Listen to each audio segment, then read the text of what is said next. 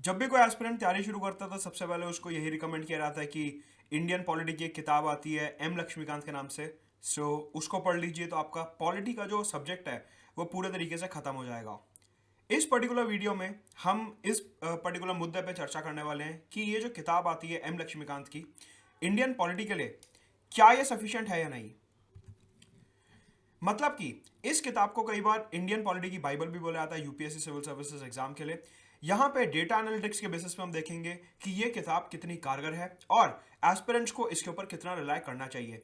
पूरी की पूरी अप्रोच डेटा एनालिटिक्स बेस्ड है, हवा में कोई बात नहीं करेंगे, सब कुछ कंक्रीट डेटा के बेसिस पे बात करने वाले हैं। प्रेजेंटेड बाय मी मदद गुप्ता। अनअकैडमी में सब्सक्राइब करने के लिए you can use my referral code मदद गुप्ता फॉर 10% डिस्काउंट। नीचे मेरे टेलीग्राम चैनल का लिंक दिया, उसे जरूर ज्वाइन करिए for all the updates about the upcoming YouTube video, special classes and plus classes. Unacademy पे 8 फरवरी से हमारे नए बैचेस शुरू हो रहे हैं 2021, 22 और 23 के एस्पिरेंट्स के लिए। 2021 के जो एस्पिरेंट्स हैं उनके लिए 6 महीने का बैच शुरू हो रहा है जिसमें सारे के सारे इंपॉर्टेंट टॉपिक्स को प्रीलिम से पहले कॉम्प्रिहेंसिवली कवर करा जाएगा। अनअकैडमी के टॉप एजुकेटर्स पढ़ाने वाले last minute revision, doubt resolution और साथ के प्रीलिम्स के questions, mock questions, previous year questions, सब कुछ यहाँ पे कवर होने वाला है इंग्लिश, हिंदी और बायलिंगुअल भाषा में। साथ के साथ कंप्लीट एक साल का बैच 8 फरवरी से शुरू हो रहा है 2022 के लिए, जिसमें प्री और मेंस दोनों का कवरेज होने वाला है। Answer writing, prelims based questions, mock questions, doubt resolution, live and recorded classes notes के साथ। 2 साल का बैच आप में से जिन लोगों ने जल्दी तैयारी शुरू करी है 2023 के लिए, उनके लिए भी 3 बैचेस आ रहे हैं 8 फरवरी से हिंदी, इंग्लिश और बाइलिंगुअल भाषा में।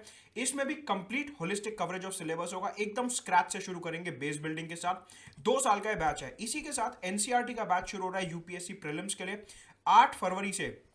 इसमें एनसीईआरटी के फुल लेंथ टेस्ट होंगे, सारी की सारी एनसीईआरटीज कवर करी जाएंगी। अनअकैडमी के सारे एजुकेटर्स फाइनल रिवीजन के लिए आपका एक बेसिक फाउंडेशन यहाँ पे तैयार करेंगे। सो सारे के सारे बैचेस को सब्सक्राइब करने के लिए you have to use the referral code मदद गुप्ता।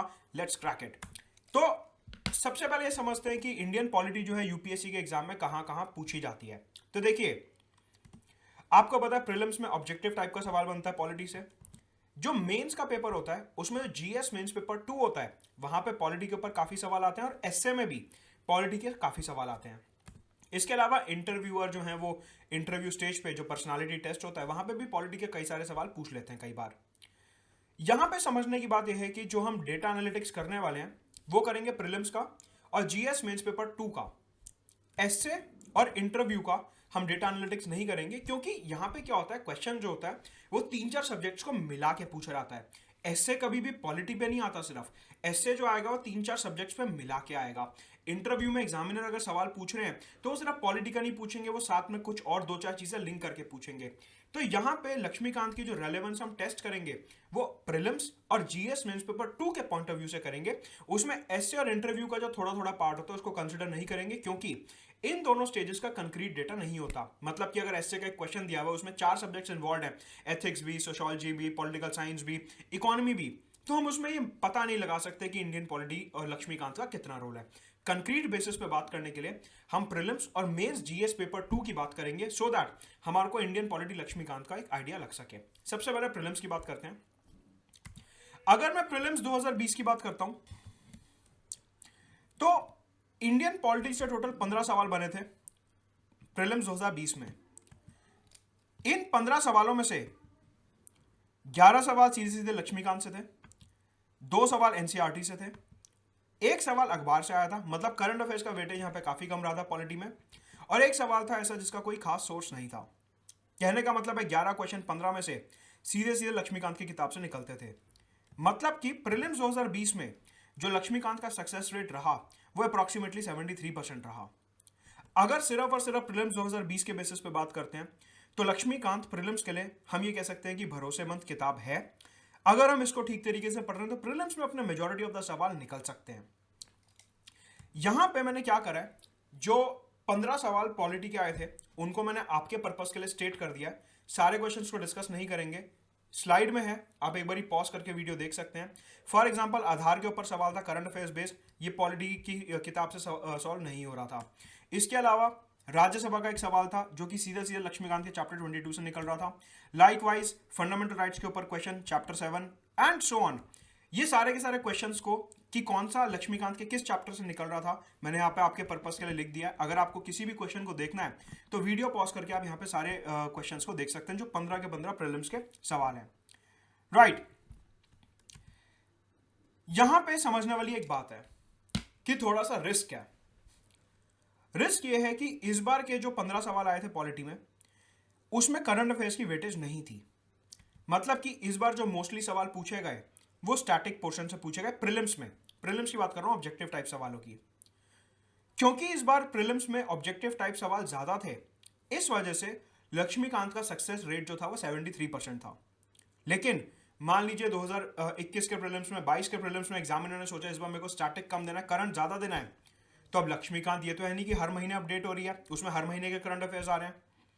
कहने का मतलब है कि अगर अनप्रिडिक्टेबिलिटी के चलते एग्जामिनर ने करंट पॉलिटी ज्यादा देनी शुरू कर दी, तो उस केस में लक्ष्मीकांत का जो रिस्क है वो बढ़ सकता है और इसका सक्सेस रेट 73% से गिर के नीचे आ सकता है। कहने का मतलब है अगर एक साल सक्सेस रेट 73% है, इसका मतलब ये नहीं है कि अगले साल भी इतना ही रहेगा या इससे ज्यादा रहेगा। हो सकता है ड्रास्टिकली कम होकर 30-40% या 50% पे रह जाए, डिपेंडिंग कि किस तरीके से एग्जामिनर सवाल कर रहे हैं। कहने का मतलब यह है कि प्रीलिम्स के लिए इंडियन पॉलिटी की लक्ष्मीकांत काफी इंपॉर्टेंट किताब है, क्योंकि सक्सेस रेट काफी हाई है। 73% क्वेश्चंस एक ही किताब से निकल रहे हैं। बट अगेन टोटली इसी पर रिलाई करना थोड़ा सा रिस्की रहेगा, तो साथ के साथ अखबार पढ़ना आपके लिए काफी जरूरी है। तो हमने प्रीलिम्स का पूरा यहां पे लेखा जोखा देख लिया। एक बारी मेंस की बात करते हैं, जो कि काफी इंपॉर्टेंट है।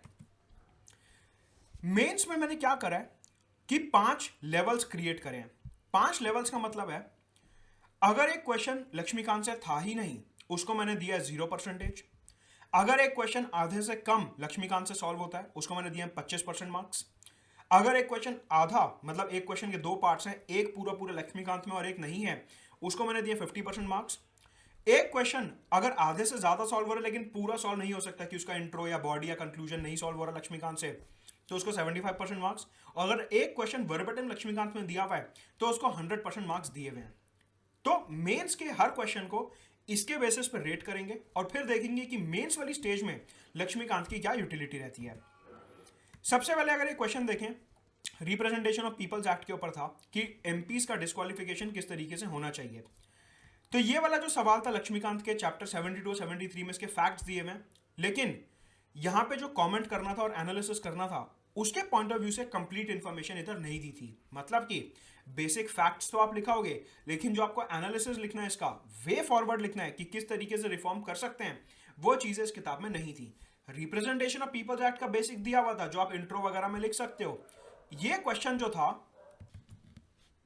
अप्रोक्सीमेटली 50% यहां से सॉल्व हो सकता था।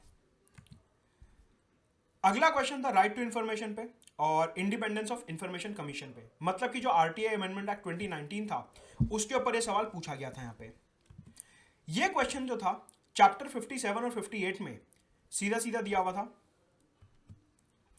मतलब कि इन दोनों चैप्टर्स में इंफॉर्मेशन कमीशन और right to information amendment act के बारे में काफी कुछ दिया हुआ, लेकिन यहां पे 57 और 58 चैप्टर में सिर्फ और सिर्फ फैक्ट्स दिए हुए हैं।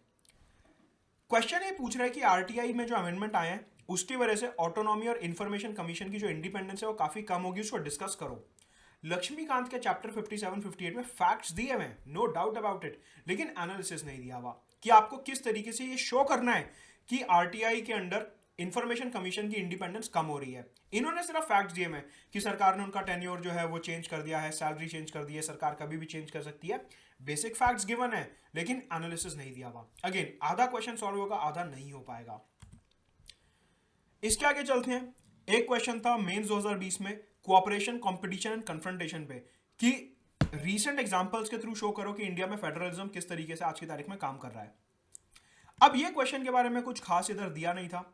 चैप्टर 13, 14 और 54 centre state relation, federalism in India और नीति आयोग वाला जो चैप्टर है, इनमें थोड़ा थोड़ा जो है कंपटीशन, कोऑपरेशन और कन्फ्रंटेशन के बारे में दिया हुआ है। बहुत ही बेसिक फैक्ट्स, मतलब कि इंट्रो आपका इधर से निकल जाएगा, लेकिन बॉडी और कंक्लूजन आप लक्ष्मीकांत से नहीं लिख सकते। मतलब कि 25% सवाल आपका इधर से सॉल्व होता है, ज्यादा नहीं होता। इसके बाद एक सवाल था कि इंडिया और यूके के जुडिशियल सिस्टम को कंपेयर करो और किस तरीके से वो कन्वर्ज और डाइवर्ज करते हैं कंटेम्प्रेरी टाइम्स में, वो बताओ।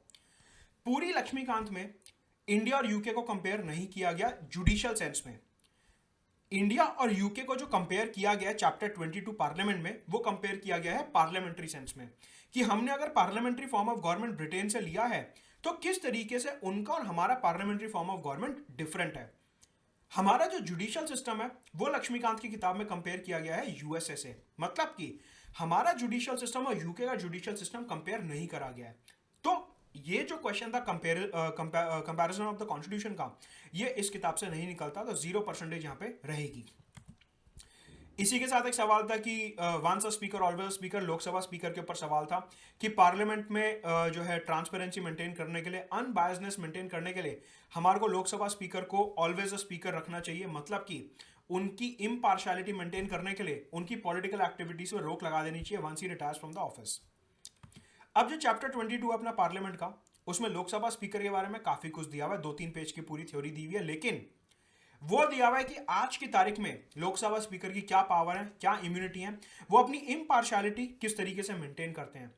यहां पे जो क्वेश्चन पूछता है वो पूछता है about what practice should be adopted to impart objectivity. Basically वो ये कह रहा है कि लोकसभा स्पीकर के ऑफिस को किस तरीके से रिफॉर्म करना चाहिए फ्यूचर में किस तरीके से रिफॉर्म करना चाहिए। कहने का मतलब है ये क्वेश्चन जो है फर्दर रिफॉर्म्स की बात कर रहा है, लेकिन लक्ष्मीकांत में जो दिया हुआ है वो दिया हुआ है कि आज की तारीख में लोकसभा स्पीकर का क्या रोल है।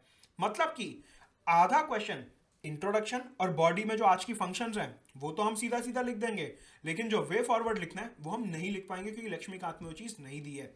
ये सारी चीजें आपको अखबार के करंट अफेयर्स में देख के समझ आएंगी कि ओम बिरला या फिर सुमित्रा महाजन किस तरीके से मनी बिल को सर्टिफाई करते हैं और उसका एडजॉर्नमेंट, एक्सपल्शन ऑफ एमपीज वगैरह किस तरीके से होता है। ये सारी बातें लक्ष्मीकांत में आपको नहीं मिलेंगी।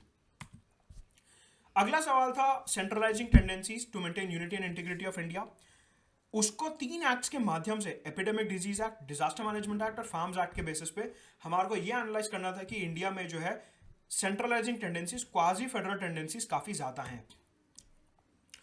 यहां पे चैप्टर 5, 13, 14 और 63 में थोड़ा थोड़ा बेसिक दिया हुआ है कि इंडिया में क्वाजी फेडरलिज्म है, इंडिया में सेंटर थोड़ा सा स्ट्रांग है, लेकिन ये क्वेश्चन ये कहता है कि आपको जो quasi federalism, centralising tendency analyse करनी है, ये एनालाइज करनी है इन कानूनों के माध्यम से।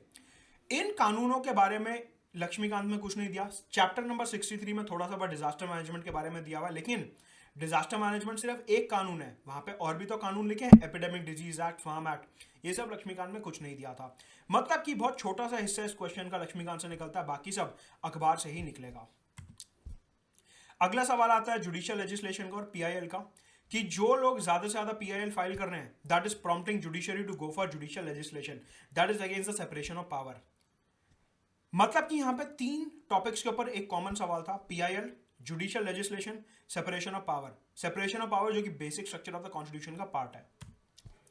कहने का मतलब है यहां पे आपको पीआईएल के बेसिक्स तो मिल जाएंगे, सेपरेशन ऑफ पावर के भी बेसिक्स मिल जाएंगे, लेकिन उनके बीच का जो लिंक है कि पीआईएल किस तरीके से जुडिशरी को लेजिस्लेशन करने के लिए फोर्स कर रहा है, पीआईएल किस तरीके से जुडिशरी को रिक्वेस्ट कर रहा है कि आप सरकार को डायरेक्टिव्स इशू करिए, और किस तरीके से सेपरेशन ऑफ पावर को इंपैक्ट कर रहा है, इसका कोई लिंक आपको इस किताब में नहीं मिलेगा।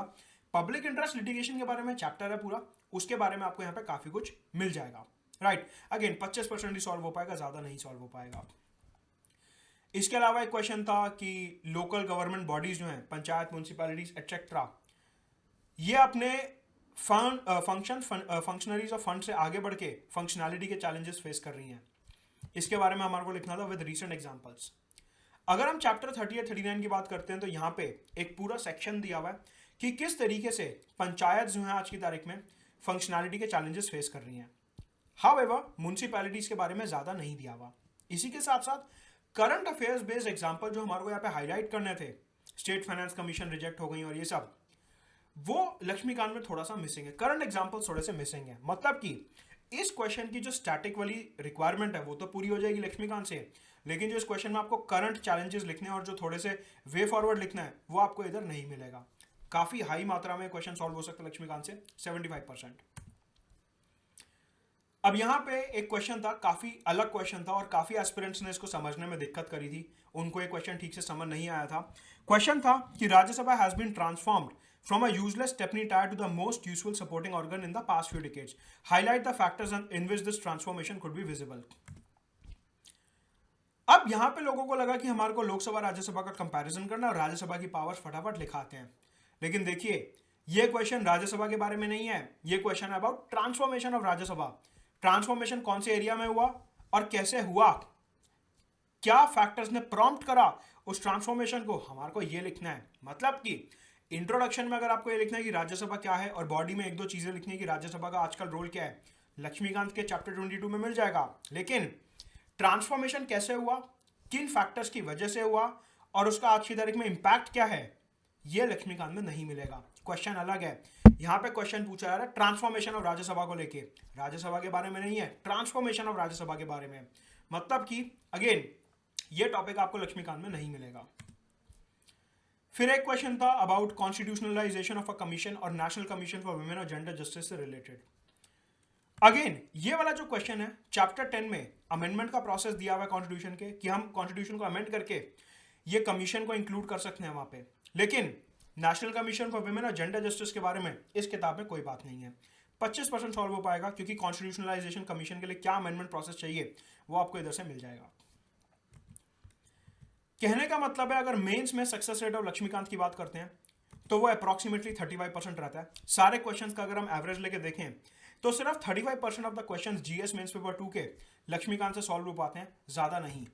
मतलब कि मेंस में लक्ष्मीकांत का जो सक्सेस रेट रहा है वो काफी कम रहा है। तो हमने प्रीलिम्स और मेंस का एनालिसिस देखा कि प्रीलिम्स में किस तरीके से 73% सक्सेस रेट है, वो तब जब एग्जामिनर ने करंट बेस्ड सवाल नहीं पूछा। और मेंस में जहां पे करंट बेस्ड पेपर ज्यादा था वहां पे लक्ष्मीकांत का सक्सेस रेट 35% के आसपास रहता है। मतलब कि लक्ष्मीकांत जो है वो प्रीलिम्स के लिए तो सफिशिएंट है, उसके ऊपर भरोसा कर सकते हैं। लेकिन जब बात आती है मेंस की, देखिए आपको यूपीएससी क्लियर करना तो प्री मेंस इंटरव्यू तीनों स्टेजेस आपको क्लियर करनी होंगी। आप प्रीलिम्स क्लियर करके ये नहीं कह सकते कि मैंने तो 3 बार मेंस लिखा है, नहीं, मेंस भी क्लियर करना है। तो लक्ष्मीकांत नो डाउट प्रीलिम्स के लिए काफी भरोसेमंद किताब है, लेकिन मेंस के लिए ये किताब सफिशिएंट नहीं है और आपको अखबार और दूसरे सोर्सेस के साथ सप्लीमेंट करना पड़ेगा। तो आपको यहां पे समझ आता है कि किस तरीके से आपको अपनी तैयारी में लक्ष्मीकांत को इनकॉर्पोरेट करना है। अनअकैडमी सब्सक्राइब करने के लिए रेफरल कोड यूज करना है, मदद करता है डिस्काउंट के लिए। नीचे टेलीग्राम चैनल का लिंक दिया, उसे ज्वाइन करिए। अनअकैडमी पे 8 फरवरी से हमारे बहुत सारे बैचेस शुरू हो रहे हैं। 2021 के लिए बाइलिंगुअल हिंदी और इंग्लिश बैच, 2022 के लिए 23 के लिए batches, comprehensive coverage of pre और main syllabus, live and recorded classes, doubt resolution, note, सब कुछ एक ही जगह पे मिलेगा क्वेश्चन प्रैक्टिस के साथ। और एनसीईआरटी का बैच शुरू हो रहा है 8 फरवरी से। सो अनअकैडमी सब्सक्राइब करिए using the referral code, let's crack it.